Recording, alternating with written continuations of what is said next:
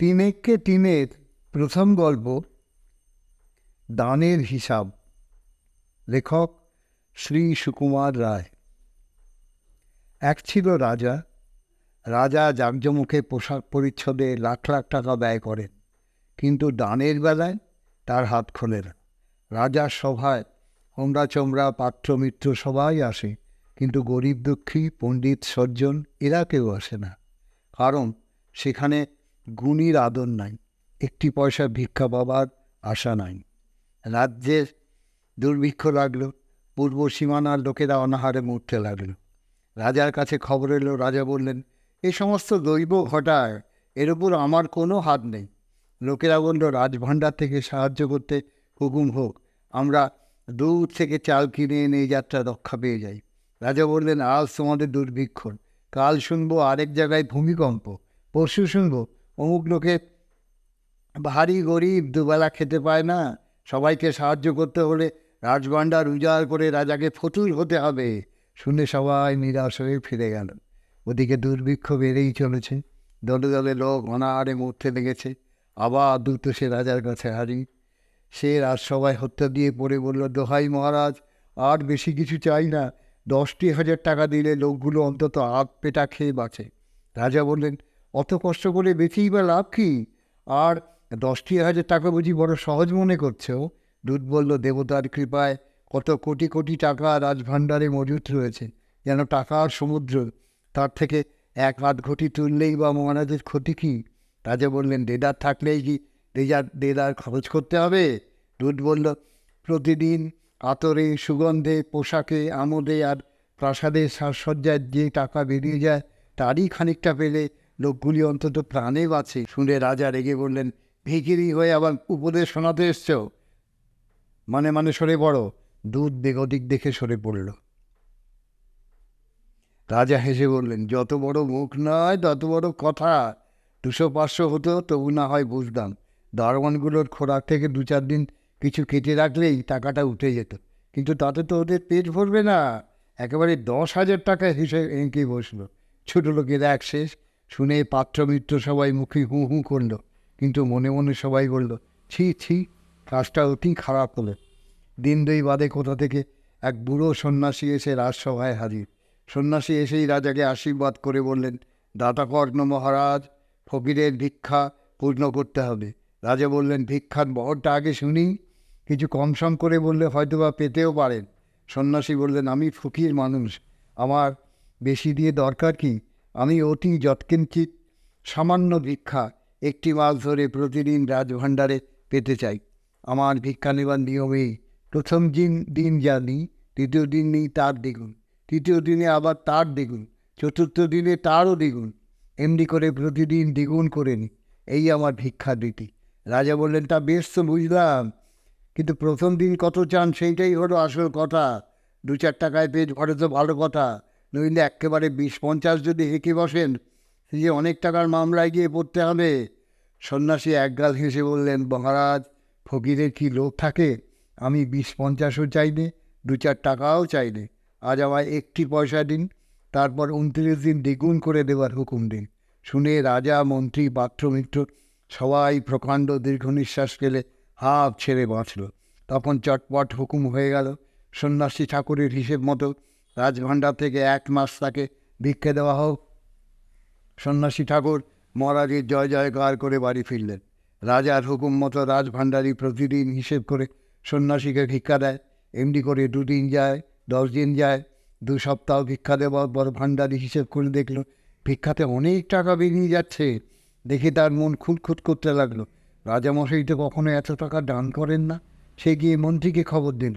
মন্ত্রী বললেন, তাই তো, এটা তো আগে খেয়াল হয়নি, তা এখন তো আর উপায় নেই, মহারাজের হুকুম তো নড়চড় হতে পারবে না। তারপর আবার কয়েকদিন গেল। ভাণ্ডারী আবার মহাব্যস্ত হয়ে মন্ত্রীর কাছে হিসেব শোনাতে চলল। হিসেব শুনে মন্ত্রীমশাইয়ের মুখে তালু শুকিয়ে গেল। তিনি ঘাম মুছে মাথা চুলকে দাড়ি হাতড়িয়ে বললেন, বড় কি হে, এখন এত? তাহলে মাসের শেষে কত দাঁড়াবে? ভাণ্ডারী বলল, আগে তা তো হিসেব করা হয়নি। মন্ত্রী বললেন, দৌড়ে যাও, এক্ষুনি খাজাঞ্চিকে দিয়ে একটা পুরো হিসেব করিয়ে আনো। ভাণ্ডারী হাঁপাতে হাঁপাতে ছুটে চলল। মন্ত্রীমশাই মাথায় বরফ জলের পটি দিয়ে ঘন ঘন হাওয়া খেতে লাগলেন। আধ ঘন্টা যেতে না যেতেই ভাণ্ডারী কাঁপতে কাঁপতে হিসেব নিয়ে এসে হাজির। মন্ত্রী বললেন, সব শুদ্ধ কত হয়? ভাণ্ডারী হাত জোর করে বলল, আগে 1,67,77,215 টাকা 15 আনা 3 পয়সা। মন্ত্রী চটে গিয়ে বললেন, তামাশা করছে নাকি? ভাণ্ডারী বলল, আগে তামাশা করবো কেন, আপনি হিসেবটা দেখে নিন না। এই বলে সেই হিসেবের কাগজখানা মন্ত্রীর হাতে দিল। মন্ত্রীমশাই হিসেব পড়ে চোখ উল্টে মূর্ছা যান আর কি। সবাই ধরাধরি করে অনেক কষ্টে তাকে রাজার কাছে নিয়ে হাজির করল। রাজা বললেন, ব্যাপার কি? মন্ত্রী বললেন, মহারাজ, রাজকোষের প্রায় 2 কোটি টাকা লোকসান হতে যাচ্ছে। রাজা বললেন, সে কীরকম? মন্ত্রী বললেন, মহারাজ, সন্ন্যাসী ঠাকুরকে যে ভিক্ষা দেওয়ার হুকুম হয়েছে, এখন দেখছি তাতে ঠাকুর রাজভাণ্ডারে প্রায় 2 কোটি টাকা বের করে নেবার ফিকির করেছে। রাজা বললেন, এত টাকা দেওয়ার তো হুকুম হয়নি, তবে একই রকম হুকুম বেহুকুমের কাজ কে করেছে? বলাও ভাণ্ডারীকে। মন্ত্রী বললেন, আগে সমস্তই হুকুম মতো হয়েছে, এই দেখুন না দানের হিসেব। রাজমশাই একবার দেখলেন, দুবার দেখলেন, তারপর ধরফাড় করে অজ্ঞান হয়ে পড়লেন। তারপর অনেক কষ্টে তার জ্ঞান হলো। তারপরে লোকজন ছুটে গিয়ে সন্ন্যাসী ঠাকুরকে ডেকে আনল। ঠাকুর আসতেই রাজামশাই কেটে তার পায়ে পড়লেন, বললেন, দোহাই ঠাকুর, আমায় ধনে প্রাণে মারবেন না, যা হয় একটা রফা করে আমার কথা ফিরিয়ে নিতে দিন। সন্ন্যাসী ঠাকুর গম্ভীর হয়ে বললেন, রাজ্যের লোক দুর্ভিক্ষে মরে, তাদের জন্যে 50,000 টাকা চাই। সেই টাকা নগদ হাতে হাতে পেলে আমার ভিক্ষা পূর্ণ হয়েছে বলে মনে করব। রাজা বললেন, সেদিন একজন এসছিল, সে বলেছিল 10,000 টাকা হলেই চলবে। সন্ন্যাসী বললেন, আজ আমি বলছি 50,000-এর 1 পয়সা কম হলেও চলবে না। রাজা কাঁদলেন, মন্ত্রী কাঁদলেন, উজির নাজির সবাই কাঁদল। চোখের জলে ঘর ভেসে গেল। কিন্তু ঠাকুরের কথা যেমন ছিল তেমনি রইল। শেষে অগত্যা রাজভাণ্ডার থেকে 50,000 টাকা গুনে গুনে ঠাকুরের হাতে দেওয়া হলো। দেশময় রটে গেল দুর্ভিক্ষে। রাজকোষ থেকে 50,000 টাকা দান করা হয়েছে। সবাই বললে, দাতা কর্ণ মহারাজ।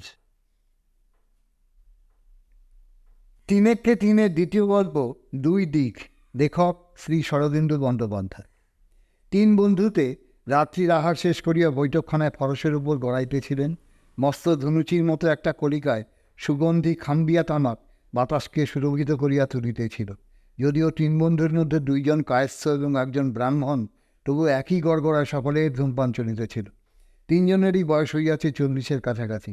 সকলেরই কলিকাতার বাসিন্দা। বিনোদ একজন বড় ডাক্তার, গত 10 বৎসরে বেশ পসার জামাইয়া তুলিয়াছেন। অতুল ও শরৎ উকিল। অতুল আলিপুরে এবং শরৎ হাইকোর্টে প্র্যাকটিস করেন। ইহারাও স্ব কর্মক্ষেত্রে বেশ নাম করিয়াছেন।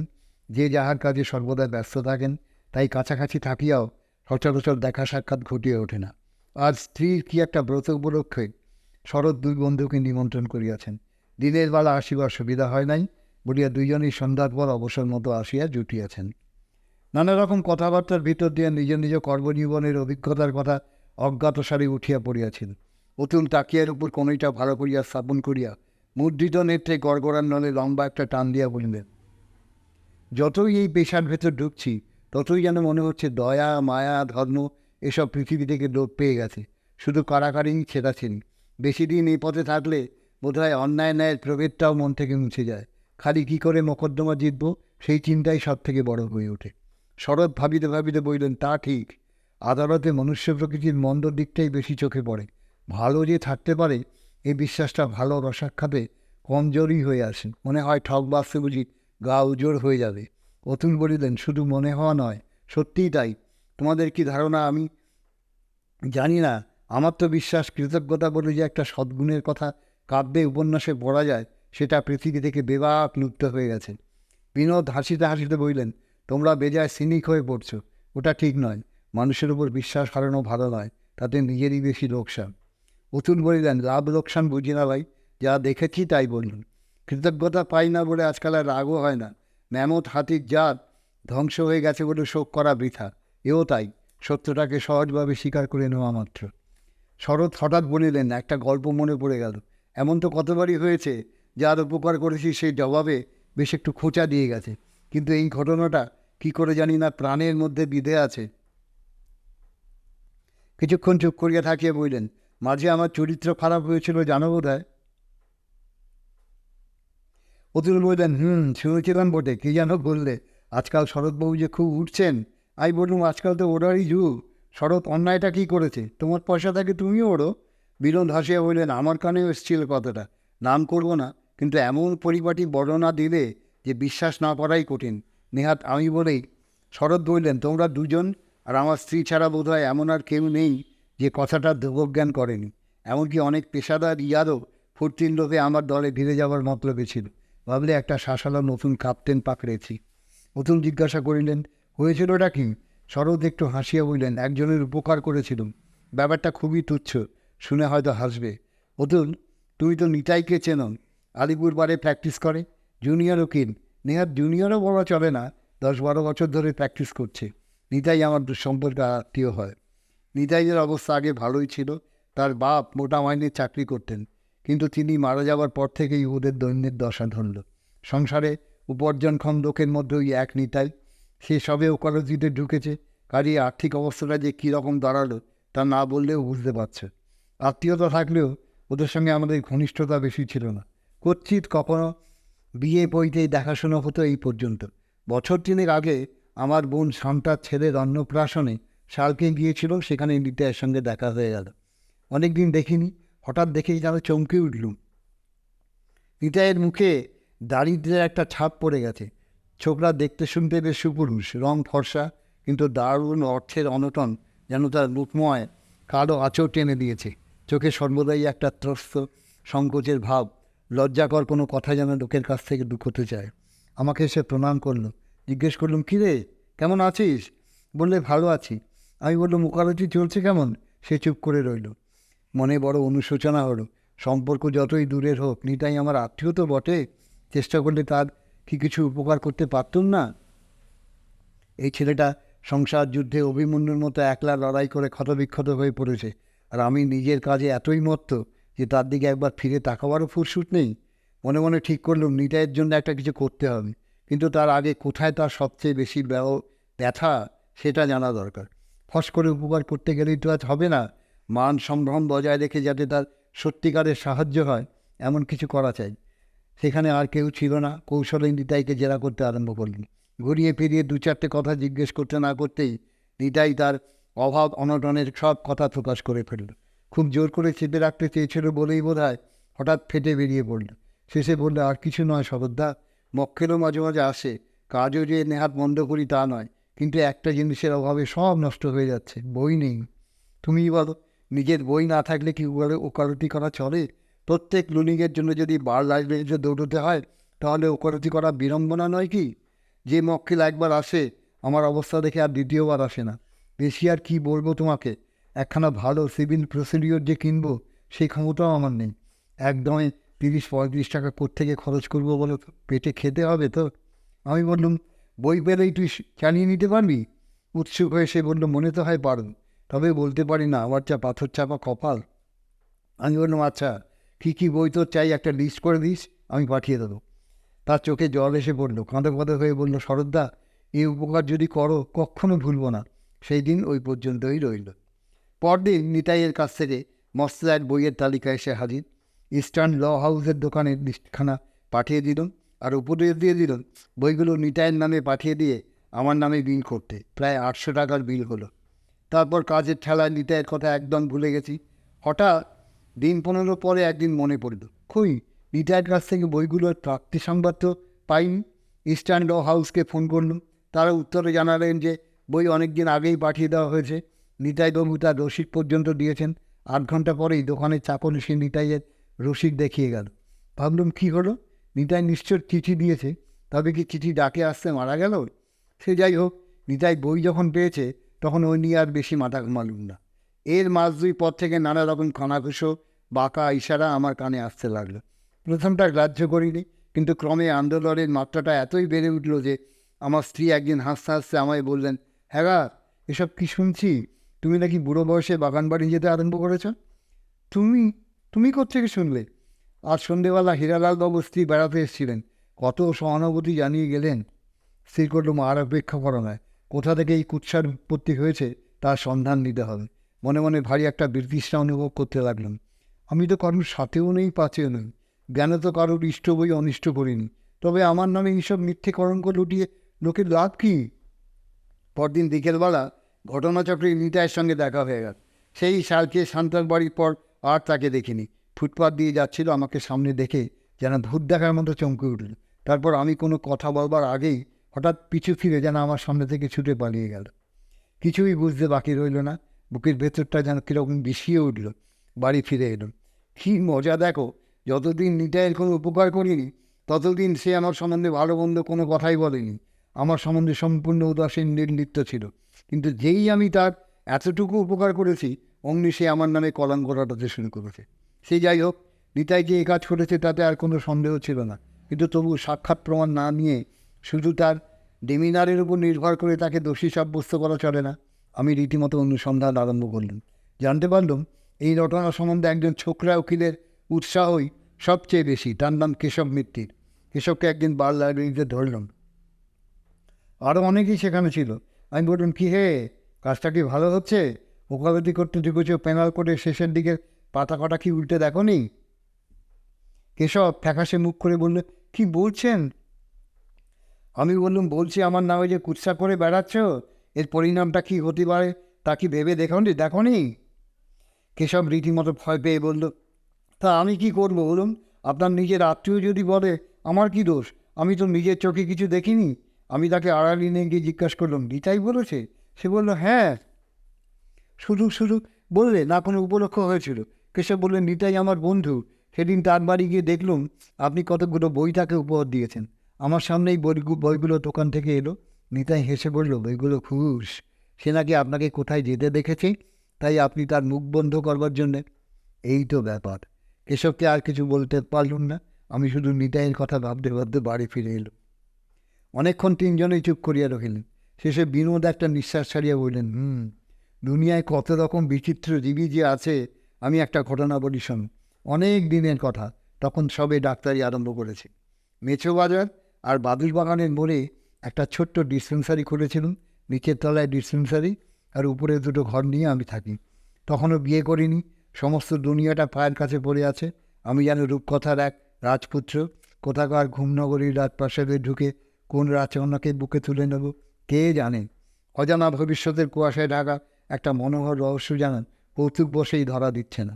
ছলনাময় তরুণীর প্রিয়ার মতো ধরতে গেলেই হেসে পালিয়ে যাচ্ছে। সে এক দিন ছিল, কী বল অতুল? হ্যাঁ, সে যাই হোক, দিনগুলো দিব্যি কেটে যাচ্ছে।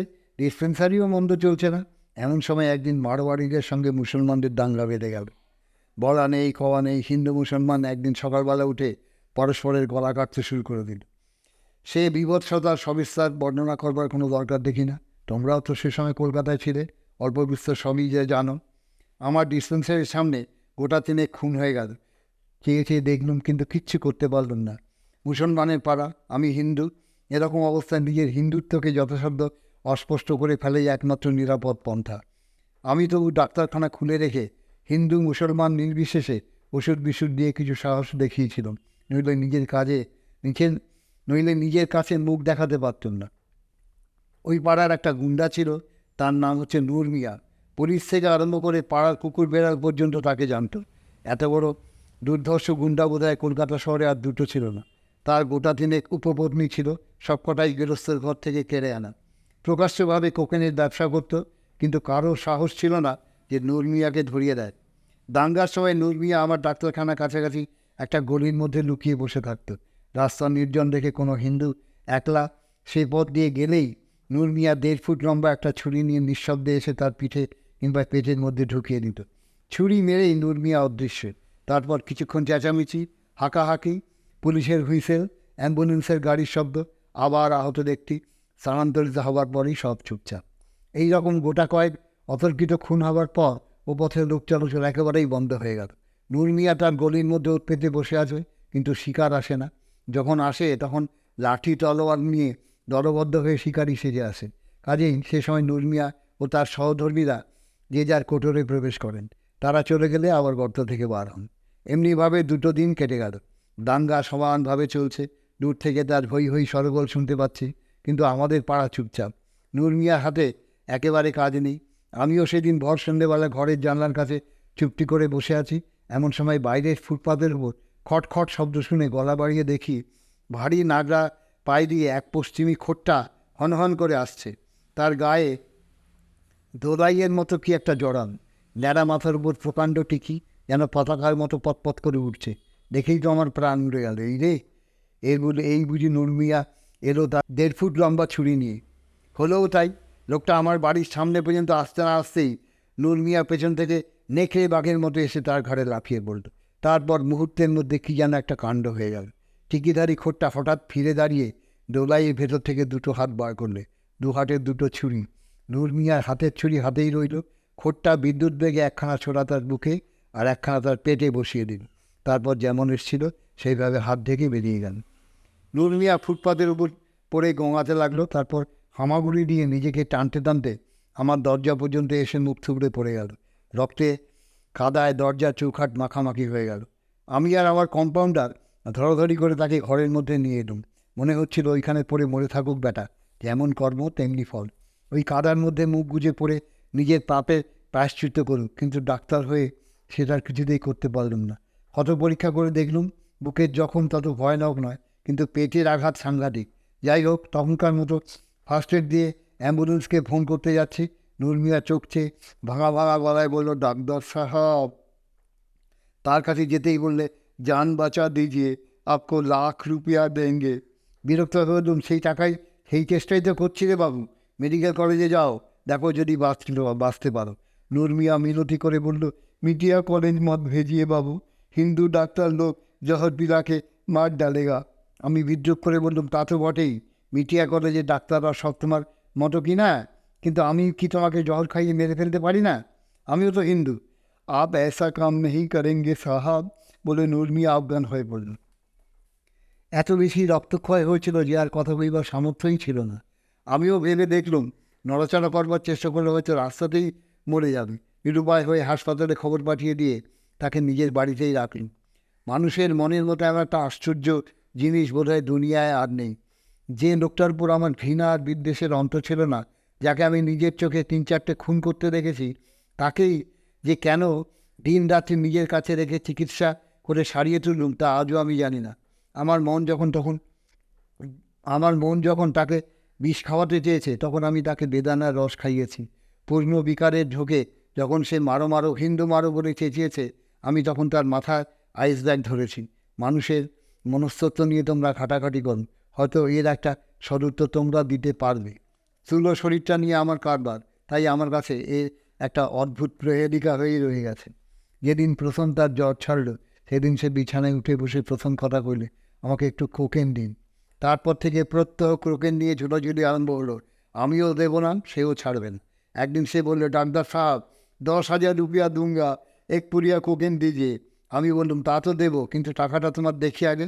সে বললো, ইমান কসম ভেজ দুঙ্গা।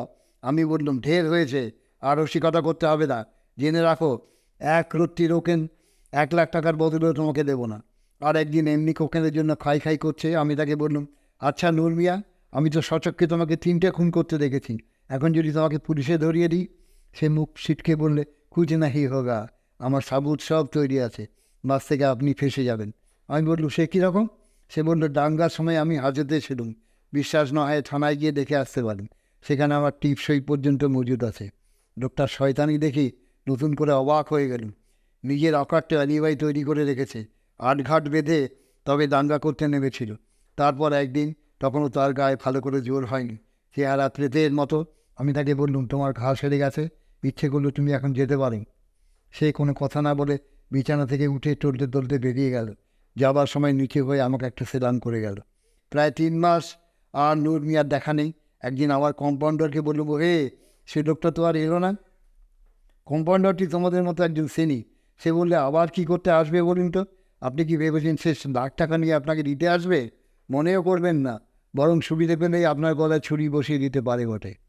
কথাটা নেহাত অসঙ্গত বলে মনে হলো না। নরহন্তা গুন্ডাটির প্রাণ বাঁচানোর জন্য নতুন করে অনুতাপ হতে লাগলো। সেই দিন দুপুরবেলা একলা বসে আছি, হঠাৎ নূর মিয়া এসে হাজির। রুগ্ন ভাব আর নেই, প্রকাণ্ড সন্ডা লম্বা, এক সেলাম করে বলল, হুজুর। আমি বললাম, কী নূর মিয়া, কী মনে করে? তোমার $1,00,000 রুপিয়া নিয়ে এলে নাকি? সেও লঙ্গির ভেতর থেকে একটা পুরুষ্টু নোটের তারা বার করে বলল, মালিক, $1,00,000 দেবার ক্ষমতা আমার নেই, কিন্তু 5,000 টাকা এনেছি, এই নিয়ে আমাকে ঋণমুক্ত করুন। আমি অবাক হয়ে বললাম, 5,000 টাকা কী হবে? সে বলল, হুজুর এ টাকা আমার নজরানা, ইমান সে বলছি, এর বেশি দেবার ক্ষমতা আমার নেই। আমি হেসে বললাম, নূর মিয়া, তুমি কি ভেবেছো তোমার টাকার লোভে আমি তোমার প্রাণ বাঁচিয়েছিলাম? নূর মিয়া চুপ করে রইল। আমি আবার বললুম, তোমার কোকেন বাঁচা মানুষের রক্তচোষা টাকা তুমি নিয়ে যাও, আমার দরকার নেই। তোমার মতো লোকের প্রাণ বাঁচিয়ে যে পাপ করেছি, ভগবান আমাকে তার শাস্তি দেবেন। টাকা গছাবার জন্য সে ধস্তাধস্তি করতে লাগলো। আমিও নিলুম না। সে অনেক কাকতি মিনতি করলে, কিন্তু আমি অটল হয়ে রইলুম। তখন সে নোটের তারাটা তুলে নিয়ে একরকম রাগ করে উঠে চলে গেল। 7 দিন পরে নূর মিয়া আবার ফিরে এসে বলল, মালিক, আপনি হিন্দু হয়ে জেনে শুনে আমার মতো দুশ্মনের প্রাণ বাঁচিয়েছেন, এ কথা আমি কিছুতেই ভুলতে পারছি না। বেশ, টাকা না হয় না দেবেন, আমাকে আপনার গোলাম করে রাখুন, যা হুকুম করবেন তাই করুন। আমার মাথার মধ্যে একটা আইডিয়া খেলে গেল। বললাম, যা হুকুম করবো তাই করবে? সে বলল, জান কবুল, ইমান কবুল, তাই করব। আমি বললুম, নূর মিয়া, ঠিক করে ভেবে বলুন, ঝোঁকের মাথায় দিব্যি গেলে বসো না। সে থমকে গিয়ে বলল, ধর্ম ছাড়তে পারবো না হুজুর, আর যা বলবেন করব, খোদা কসম।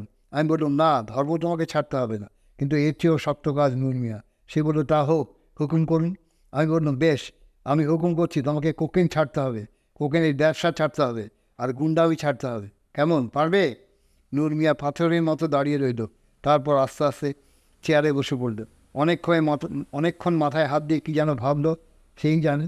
শেষে প্রকাণ্ড একটা দীর্ঘ নিঃশ্বাস ফেলে বললে, বাবুজি, আমার দুনিয়া আপনি কেড়ে নিলেন। বহুত, আচ্ছা তাই হবে, কোকেন ছাড়বো, গুন্ডামিও ছাড়বো, কিন্তু এতে আপনার কী নাফা হবে মালিক?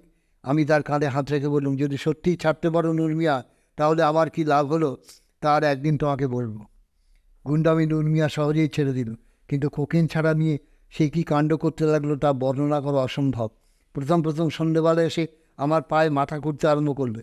কোকেনের ক্ষুধা যে কি পৈচাসিক ক্ষুধা, তা যে কোকেন খায়নি তাকে বোঝানো যায় না। প্রত্যহ আমার পায়ে মুখ ঘষতে ঘষতে বলতো, মালিক, একবার হুকুম দাও, একটিবার, ছুটির আগায় যতটুকু ওঠে ততটুকু খাবো, বেশি নয়। এক এক সময় আমারই মায়া হতো, জোর করে নিজেকে শক্ত করে রাখতাম। কিন্তু আশ্চর্য মনের বল ওই গুন্ডার। আর কেউ হলে কোন কালে প্রতিজ্ঞা উড়িয়ে দিয়ে বসে থাকতো। নূর মিয়া বুলডগের মতো প্রতিজ্ঞা কামড়ে পড়ে রইল। পুরো 1 বছর লাগলো তার কোকেনের ক্ষুধা জয় করতে। বছরের শেষে একদিন সে আমার পা দুটো জড়িয়ে ধরলে, বললে, মালিক, আজ বুঝেছি কেন আমাকে কোকেন ছাড়তে বলেছিলে। তুমি মানুষ নও, তুমি পীর, নবী। নূর মিয়া এখন বিড়ি চামাকের দোকান করেছে। ভোরবেলা আমার ডিসপেন্সারিতে যদি কখনো যাও, দেখবে নূর মিয়া সর্বপ্রথমে এসে আমাকে সেলাম করে যায়।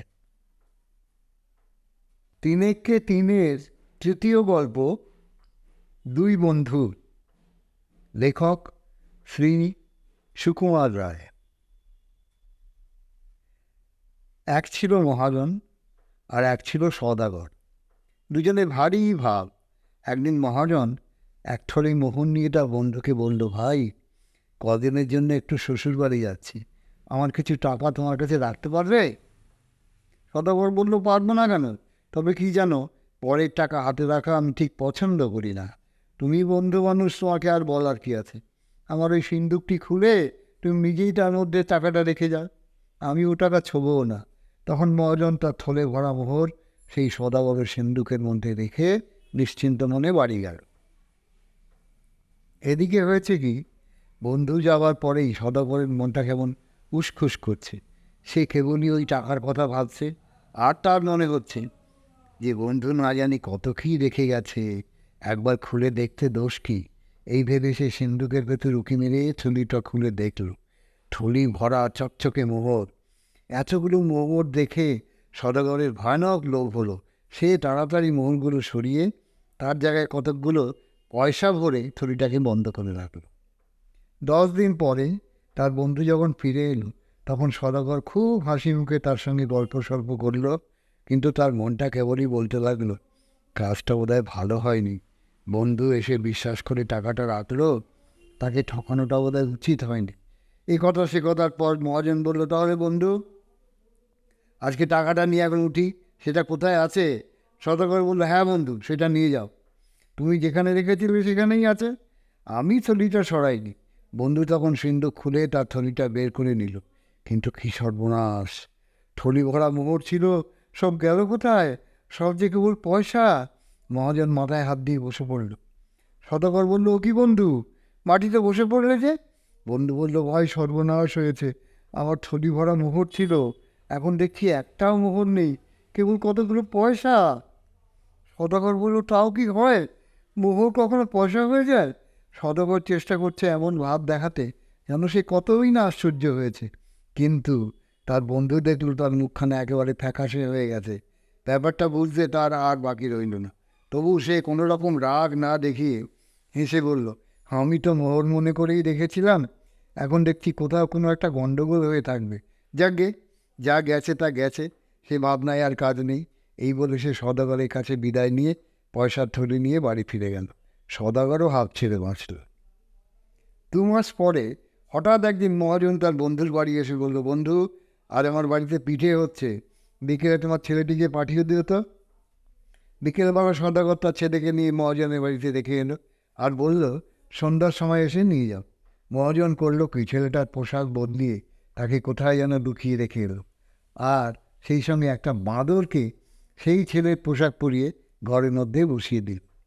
সন্ধ্যের সময় সদাগর আসতেই তার বন্ধু এসে মুখখানা হাড়ির মতো করে বলল, ভাই, একটা বড় মুশকিলে পড়েছি। তোমার ছেলেটিকে যখন তুমি দিয়ে গেলে তখন দেখলাম দিব্যি কেমন নাদুস নুদুস ফুটফুটে চেহারা, কিন্তু এখন দেখছি কীরকম যেন হয়ে গেছে, ঠিক যেন বাদরের মতো দেখাচ্ছে। কি করা যায় বলো তো বন্ধু? ব্যাপার দেখে সদাগরের তো চোখ খুঁজছি। সে বলল, কী বাদরের মতো বকছ, মানুষ কখনো বাদর হয়ে যায়? মহাজন অত্যন্ত ভালো মানুষের মতো বলল, কী জানি ভাই, আজকাল কী সব ভুতুরে কাণ্ড হচ্ছে, কিছুই বোঝবার জো নেই। এই দেখো না, সেই দিন আমার সোনার মোহরগুলো খামোখা বদলে সব তামাক পয়সা হয়ে গেল। কী ব্যাপার বলো তো? তখন সদাগর রেগে গিয়ে বন্ধুকে গালাগালি দিয়ে কাজীর কাছে দৌড়ে গেল নালিশ করতে। কাজীর হুকুমে 4-5 পেয়াদা এসে মহাজনকে পাকড়াও করে কাজীর সামনে হাজির করল। কাজী বললেন, তুমি গিয়ে ছেলেকে নিয়ে কী করেছ? শুনে চোখ দুটো গোল গোল করে মহাজন মস্ত বড় একটা হাঁ করে বলল, আমি আমি মুখ্য সূক্ষ্ম মানুষ, আমি কি অথচ বুঝতে পারি হুজুর? ওর বাড়িতে মোহর রাখলাম, 10 দিনে সব পয়সা হয়ে গেল। আবার দেখুন, ওর ছেলেটা আমার বাড়ি আসতে না আসতেই ল্যাস ট্যাচ গজিয়ে দস্তুর মতো বাদরের মতো হয়ে উঠেছে। কী রকম যে হচ্ছে, আমার বোধহয় সব ভুতুরে কাণ্ড। এইসব বলে সে কাজীকে এক লম্বা সেলাম করতে লাগলো। কাজীও চালাক লোক, ব্যাপার বুঝতে তার বাকি রইল না। তিনি বললেন, আচ্ছা, তোমরা ঘরে যাও, আমি দৈবজ্ঞ ফকির ডাকিয়ে মন্ত্র পড়ে ভূত ছাড়িয়ে দেওয়ার ব্যবস্থা করছি। তোমার পয়সার থলি ওর কাছে দাও, আর তোমার বাঁদর ছেলেকে এর কাছেই রাখো। কাল সকালের মধ্যে যদি সব ঠিক না হয়, তবে বুঝবে এটি তোমাদের কারুর কারসাজি আছে, শয়তানিও থাকতে পারে, সাবধান। তাহলে তোমার পয়সাও পাবে না, মোহরও পাবে না, আর তোমার ছেলে তো মরবেই। ছেলের বাপ, মা, খুড়ো, জ্যাঠা সব শুদ্ধ মেরে কিন্তু সাবার করবো। সদাগর পয়সার থলি সঙ্গে নিয়ে ভাবতে ভাবতে ঘরে চলল। মহাজন বাঁদর নিয়ে হাসতে হাসতে বাড়ি ফিরল। ভোর না হতেই সদাগর থলির মধ্যে আবার মোহর ভরে মহাজনের বাড়ি গিয়ে বলল, বন্ধু, কি আশ্চর্য, দেখে যাও, তোমার পয়সাগুলো আবার সব মোহর হয়ে গেছে। মহাজন বলল, তাই নাকি? কি আশ্চর্য দেখো তো, এদিকে সেই বাঁদরটাও আবার তোমার খোকা হয়ে গেছে।